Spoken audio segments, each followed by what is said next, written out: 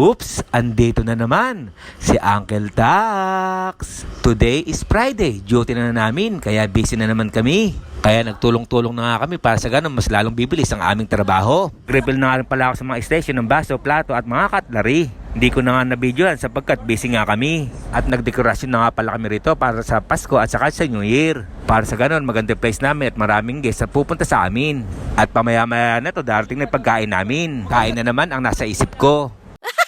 Sa wakas, patapos na rin kami mag-set up at okay na ang lahat at ngayon dumating na ang pagkain namin. Ito yung rice, lasagna, vegetable salad at saka grilled chicken. Hindi na nga ako kumain dito sapagkat kumain na nga ako sa bahay.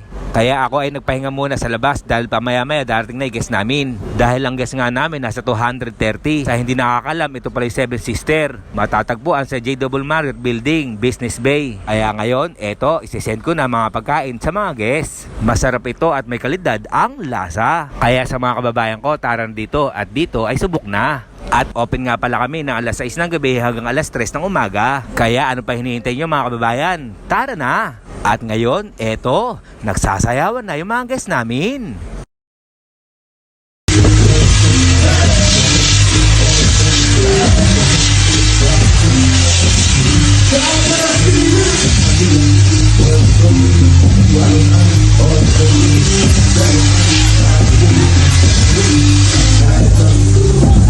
Kaya mga uncle, i-comment nyo naman kung saan umabot ang bidyong ito.